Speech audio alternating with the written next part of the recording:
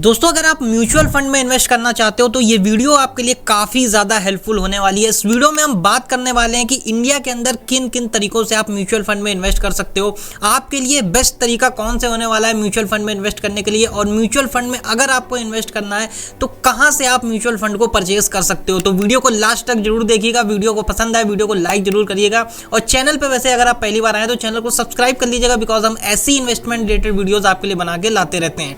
तो चलिए देखते हैं सबसे पहले कि म्यूचुअल फंड में इंडिया में इन्वेस्ट करने के लिए आपके पास कौन कौन से रास्ते हैं, किन किन तरीकों से आप म्यूचुअल फंड में इन्वेस्ट कर सकते हो। तो वैसे तो इंडिया के अंदर बहुत सारे मल्टीपल ऑप्शंस हैं जहां से आप म्यूचुअल फंड में इन्वेस्ट कर सकते हो, बट जो मेजर बहुत सारे रास्ते हैं, जैसे हमने 4 जो वेज हैं वो निकाले हैं म्यूचुअल फंड में इन्वेस्ट करने के लिए।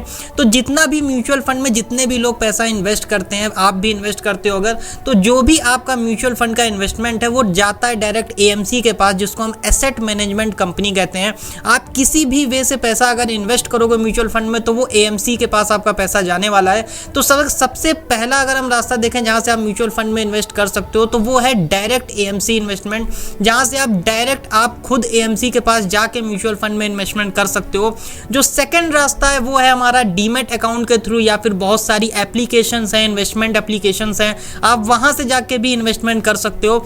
थर्ड जो मेजर रास्ता है वो है हमारा बैंक के थ्रू। आप अपने जो भी आपका बैंक अकाउंट है आप उसके बैंक की ब्रांच में जाके आप उनसे बोल सकते हो। वहाँ के बहुत सारे सिक्योरिटीज अकाउंट होते हैं, उनके वो भी म्यूचुअल फंड में इन्वेस्ट कराते हैं, तो आप वहाँ से इन्वेस्ट कर सकते हो। या फिर आप एमएफडीज के थ्रू इन्वेस्ट कर सकते हो, जिसको हम म्यूचुअल फंड डिस्ट्रीब्यूटर या बहुत सारे लोग एजेंट या एडवाइजर बहुत सारे लोग कहते हैं। तो आप एमएफडीज के थ्रू भी यहाँ म्यूचुअल फंड में इन्वेस्ट कर सकते हो। तो बेसिकली ये जो 4 जो मेजर रास्ते हैं म्यूचुअल फंड में इन्वेस्ट करने के लिए, ज्यादातर लोग इनमें से ही कहीं ना कहीं म्यूचुअल फंड में इन्वेस्ट करते हैं। अब लेकिन सवाल ये आता है कि आपके लिए इन सब में से कौन सा बढ़िया होने वाला है। अगर आपको अभी म्यूचुअल फंड जर्नी स्टार्ट करनी है तो आप किस तरफ जाना चाहोगे। तो सबसे पहले बात करते हैं एसेट मैनेजमेंट कंपनीज में अगर आप डायरेक्ट इन्वेस्टमेंट करते हो तो बहुत सारे लोगों को ये लगता है कि अगर हम डायरेक्ट एएमसी में इन्वेस्टमेंट करते हैं तो हमारा वहाँ पे जो एक्सपेंस रेशियो होता है, जिसको बहुत सारे लोग कमीशन भी कहते हैं, वो काफ़ी कम लगने वाला है। तो ऐसा बिल्कुल भी नहीं है, इसका जस्ट उल्टा होता है। अगर आप डायरेक्ट एएमसी में इन्वेस्ट करने जाते हो तो आपका जो एक्सपेंस रेशियो वो काफ़ी ज़्यादा हायर हो जाता है बाकी के मुकाबले। तो डायरेक्ट एएमसी में इन्वेस्टमेंट करना आपके लिए एक्सपेंस रेशियो का बढ़ना हो सकता है।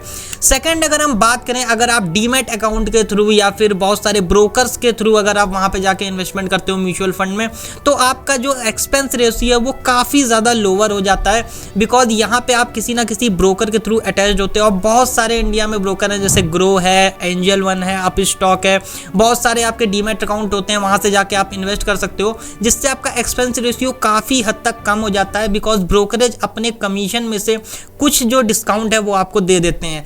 जो थर्ड जो हमारा मेजर रास्ता है वो है बैंक। आप बैंक्स के थ्रू अगर आप जाके इन्वेस्टमेंट करते हो तो ये आपका डिपेंड करता है, कुछ बैंक्स में आपका हायर एक्सपेंस रेशियो होता है, कुछ बैंक में लोअर एक्सपेंस रेशियो होता है, बिकॉज यहाँ पे काफ़ी अच्छे आपका रिलेशनशिप मैनेजर आपको देखने को मिलेगा प्रॉपर। तो कुछ केसेस में यहाँ पे हायर एंड लोअर देखने को मिल सकता है।